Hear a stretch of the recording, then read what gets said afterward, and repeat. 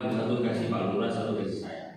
Ya, ya kalau nggak dipoto PDF kirim ya cukup ya. Ini saya bantu. Tadi sampai mana? Lupa lagi.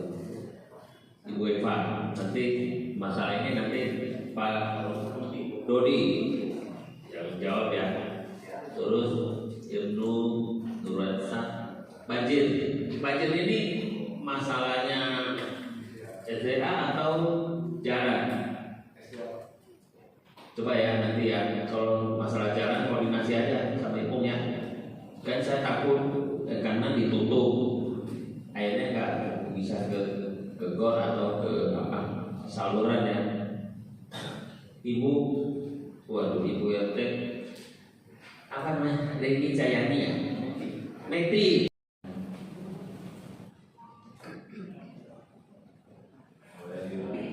Oh, membayar iuran. Ini ada aturan kan? Ada mengatur nggak? Ada ya, wajib ya. Oke, nanti Pak Lurah jawab. Langsung aja Pak Lurah. Baik, izin Pak Yani. Jadi Bapak Ibu, kita tinggal di mana pun kita mempunyai hak dan kewajiban ya. Ada yang namanya IPL lingkungan. Biasanya itu pengurus RT RW itu mewajibkan untuk keamanan, kebersihan dan lingkungan. Jadi RT RW itu bukan money oriented ya, karena memang ada hal-hal teknis yang mereka harus bayar atau di maintenance setiap bulan ya. Jadi saya harapkan para pengurus RT RW bisa lebih aktif lagi dalam mensosialisasikan terkait IPL lingkungan. Ketika ada pertanyaan Pak, ada warga kita yang nggak mampu, bolehkah kita subsidi silang? Boleh. Biasanya yang RW itu beda-beda, RW 5, RW 4, RW 16 itu beda-beda IPL-nya termasuk kebijakan-kebijakannya seperti itu. Lalu Pak, kalau ada warga yang nggak mau bayar, mungkin dari pengurus RT RW nanti ditanyain dulu apakah dia sedang ada masalah personal atau dia sedang bisnisnya lagi kurang bagus, kurang baik. Jadi biasanya yang udah saya temukan kasus kayak gini, pas lagi nggak pegang duit buat makanannya agak susah. Jadi dia harusnya bayar 300, biasanya 150 atau 100 ribu disubsidi silang. Nanti tinggal dikomunikasikan antara pengurus RT dan RW. Kalau memang belum ketemu penyelesaiannya, nanti coba kita komunikasikan di tingkat bulan. Seperti itu. Mungkin ini Pak, boleh nggak kita tanya iurannya berapa sih Bu per bulan? Oh, ada kos bisnis. Peraturannya rumahnya kan rumah Pak. Oh, 450 meter. 450 meter. Semua yang rumah kos yang di HUK itu bayar, kalau di usaha iurannya 1 juta. Oh, oke. Dia waktu itu sudah minta keringanan, kita sudah kasih 800. Ya, sudah kasih 800, dia tidak mau bayar 800 Pak. Dia mau bayarnya 600. Katanya ini kalau mau bayar 600 saya nggak mau bayar. Boleh mungkin nanti RT Pak RW buat surat ke kelurahan, termasuk yang bersangkutan kita mediasi di kelurahan. Itu aja. Dia itu Pak, saya bukan kalau memang dia nggak mampu kan kita ngerti ya. Saya tahu kan. Bisnis, cuma mau cuan doang, nggak Ya, benar ya. katanya dia bilang dia lebih rela kasih 5 juta ke Ya. orang lain daripada bayar ke RW. Iya, ya. Terus Udah. udah gitu dia ada untuk gini, minta diaudit katanya Mas RW 04 baru dia mau bayar. Oh, oke. Dapat kan? Oke. Nanti Pak Lurah ini ya mediasi ya. Karena pembinaan ini di RW, di Lurah dan Camat untuk RT RW ya. Ya, pembinaannya ya. Saya sebagai dewan harus netral kalau ada antar harga. Tapi kalau tugas saya memfasilitasi, memediasi, memperjuangkan aspirasi warga masyarakat ya. Itu kalau antar masyarakat ya kita serahkan ke lurah dan camat atau wali kota untuk memediasikan gitu ya. ini sudah disambut dengan baik ya. Tepuk tangan untuk Pak Faisal, luar biasa. Ini lurah Pak Dewan Agen Solo, Pak Lurah, saya RW, gimana ini dan jadi SDN. Oke, menjawab pertanyaan dari Bu Eva ya, kenapa terjadi tunggakan dari pemilik sebelumnya ya. Jadi saya ceritakan sedikit Pak, case-case seperti ini sering terjadi pada pemilik rumah awal yang mohon maaf Bu, meternya tidak bisa kita akses. Artinya PAM sendiri tidak akan bisa mengakses properti kalau kondisi terkunci, karena itu ada pelanggaran pasal pelanggaran terkait hal itu. Nah, ketika tidak bisa mengakses, terus bagaimana pembayarannya langsung dari pelanggan? PAM Jaya melakukan estimasi Bapak Ibu. Nah, estimasinya itu berdasarkan pemakaian yang sebelum-sebelumnya. Nah, pemakaian sebelum-sebelumnya itu mungkin tidak terlalu besar, tapi karena meternya tidak bisa diakses, mungkin saja terjadi kebocoran di dalam instalasi dalamnya di pemilik sebelumnya.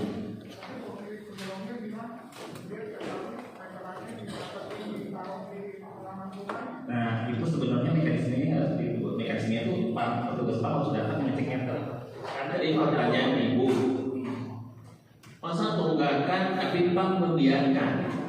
Nah, ini tuh Biasanya kalau sekian bulan berapa kali itu peraturannya? setiap bulan dikunjungi. Hah? Setiap bulan dikunjungi. Setiap bulan kan? Enggak, maksudnya tunggakan boleh berapa kali? Tunggakan itu sebenarnya pada saat dia tunggakan pertama, tunggakan kedua itu datang. Yang berikut itu datang. Iya. Terus kenapa bisa sampai 20 juta? Itu siap. Nah, jadi izin Pak Dewan. Nah, nanti Bu kita cek kronologisnya. Kemudian nanti tenang aja Bu terkait dengan kepelangganan Ibu untuk pelanggaran tunggali. Jadi kita akan tawarkan beberapa mekanisme Ibu. Tapi Ibu tetap bisa pakai air. Ya, itu Bisa nggak? Yang dicek bisa sekian itu. Jadi ini kan hak itu kan tanggung jawab sebelumnya. Kita nggak mungkin kita limpahkan kepada Ibu. Bisa nggak ada kebijakan yang jadi intinya punya Ibu diselamatkan dulu supaya dia pakai, itu digantung. Ya, kalau mau bisa diputihkan, bisa dibebaskan silakan, atau dikejar. Ya, pemilik itu dia pasti pindah ke tempat lain. Itu loh, kasih sanksi gitu loh. Kalau saya sih enggak. Jadi nggak etis ya. Memang ini sekarang ya, ini notaris harusnya teliti, bukan hanya cek masalah PBB. Ya, listrik sama PAM itu sangat sensitif. Ya, coba Pak Rodi ya. Jadi dibantu kan, kasihan ini udah mau masuk tapi nggak ada air. Ini sorry saya habisin. Tahun 2029 Presiden Gubernur DKI Jakarta Pramono Anung itu sudah mencanangkan tahun 2029 seluruh DKI Jakarta harus 100% mempunyai air minum, air pump dari DKI Jakarta. Seluruhnya harus terpasang 100%, bukan 99,99 ke atas, 100. Jadi tidak ada alasan tidak pasang. Makanya ada namanya tipe 2A1, 2A2 ya. Gratis ya? Gratis. Rumah Tapi yang di situ 3 itu bayar nggak? ada reguler. Regulernya ada bayar. Nanti jelasin. Dia sosialisasi ya. Oke, Tapi ya nanti tambahin. Jadi sangat penting kita semua harus mendukung supaya DKI Jakarta mengurangi pemakaian air sumur, supaya kalau kita ingin menyelamatkan kota Jakarta pakai air pump ya. Oke, silakan Pak Doli lanjut. Oke, terima kasih Pak Dewan. Pak Dewan Bu, ada Kemdikbud nomor 7 tahun 2022 terkait dengan 100% layanan. Nah, semua warga DKI wajib dipadatkan menggunakan air perpipaan dari PAM Jaya. Nah, nanti Bu terkait dengan kasus itu nanti Bu kita kronologisnya kita datangin ke tempat Ibu, kita lihat ya, opsi apa yang kita tahu. Tapi untuk Ibu kita pindah, kita pastikan nanti bisa menggunakan air pump ya. Oke, gitu Pak Dewan. Oke, nah terkait dengan ya, kok Pak Iwan udah kasih duluan nih terkait dengan promo. Oke. Ya kalau di sini kayaknya pelanggan PAM semua ya Pak Ibu ya. Udah. Oh pos RW belum ada PAM kalau bicara deketin ya. Nanti hubungi Pak Oki terkait dengan pos RW. Jadi untuk percepatan cakupan pelayanan Bapak Ibu untuk pelanggan dengan kategori rumah tangga sangat sederhana itu diberikan gratis biaya sambungan. Jadi itu kategorinya untuk yang mana luas bangunannya kurang dari 28,8 persegi. Pada ketahuan pada iya. Jadi diberikan gratis biaya sambungan. Tapi selain daripada itu promo kita juga kalau belum Bapak Ibu belum berlangganan nih, karena dulunya pernah berlangganan, tapi sekarang tidak berlangganan lagi karena mungkin dulunya diputus ya. Nah itu bisa Bapak Ibu berlangganan kembali. Terus pertanyaannya terus tunggakan sebelumnya bagaimana? Nanti akan diberikan mekanisme nanti Bapak Ibu nyambung dulu, pakai air paman dulu. Jadi jangan khawatir. Jadi mungkin bisa disampaikan pada teman-teman, kerabat, koleganya, kalau yang pernah jadi pelanggan PAM tapi bingung mau jadi pelanggan PAM gimana, tagihan sebelumnya bagaimana, tagihannya nanti dibuka kembali tapi memakai PAM. Kira-kira gitu Pak Dewan. Oke, terima kasih Bapak Ibu. Tambah satu nih, harga PAM supaya bantu saya sediain itu minyak goreng apa namanya? Apa namanya merek apa itu? Tropika. Bapak itu kalau pakai minyaknya apa? Tropika bisa nggak? Bagus nggak? Tapi nggak ada mau datang, banyak kosong. Jadi sisa nanti gua bawa pulang nanti. Sisanya milik saya. Hah? Ya boleh juga sih. Boleh. Kita yang datang kita apresiasi. Ya, saya juga. Dan nanti baru promo dan ini baru jawab, Gus.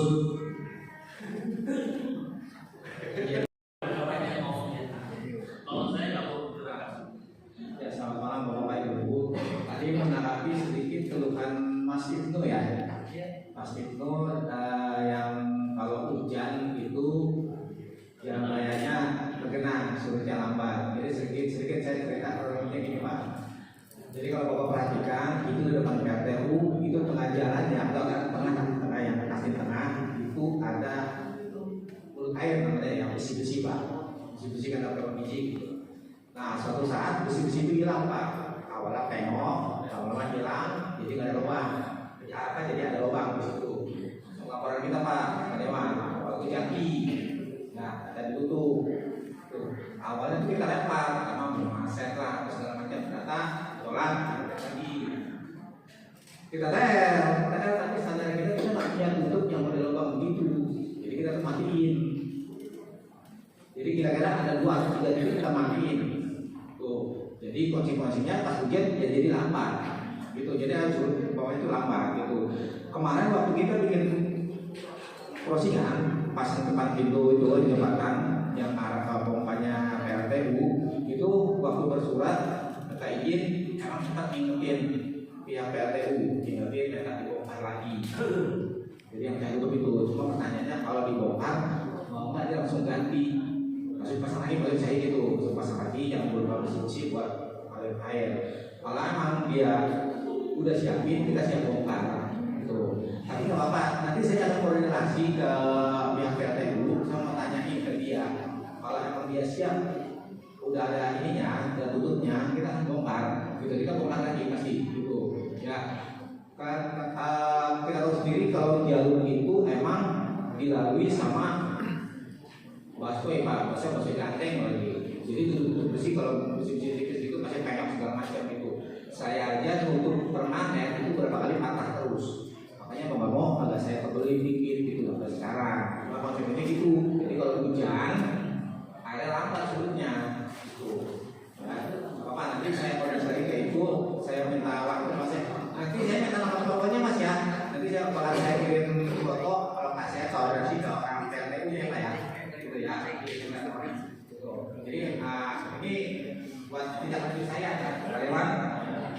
saya ini akhirnya bukanya saya kayak saya tahu kalau dia pasti menang. Kalau kamu butuh lagi, ya pikir ajukan anggaran, aku kasih gitu loh. Iya, ajukan ke atas, kasih saya tahu biar saya bunyiin, ya. Apa perlu apa, saya ngomong gitu loh, ya. Jadi jangan bikin malu ya. Nah, gini, saya mau begini. Oke, SEA itu apa aja dibikin, ya. Nanti saya mau undang paling tidak Kasubin, aku turun, kita survei lapangan semua. Ini kalau nggak salah ini dulu udah pernah ajuin ke saya waktu di mana dong? Di mana? Yang sambung ke apa? Ke mana itu? Ke yang itu dulu di bawah itu kan pernah ajukan ke saya.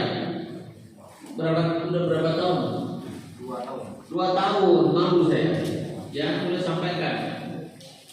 Kalau nggak salah data juga saya cari pasti ketemu, ya. Jadi nanti kita survei, saya meminta Kasubin turun, ya, supaya selesai. Nah, ini yang dicari. Secepatnya saya akan melakukan mungkin besok Pak, saya mintakan tim. Saya akan cari pastikan dulu Pak, asetnya memang masih tercatat milik Canggu atau tidak. Itu yang pertama. Yang kedua, kalau memang masih tercatat dari hasil milik Canggu, kalian saya akan infokan ke Pak, mungkin kami butuh adanya surat, ya, surat berdasarkan rapat warga terkait dengan permintaan adanya lahan yang akan digunakan sebagai sarana olahraga. Mungkin itu nanti paralel juga saya akan sampaikan ke tingkat manajemen Pak. Sementara itu Pak Gani yang bisa saya bantu. Terima kasih. Itu kalau aktor itu bicaranya itu teratur ya, santai gitu. Tadi ini makasih ya. Ya. Ibu enak, betul nggak? Betul ya? Hah? Oh gitu. Tapi sempat apa namanya absen setahun ya.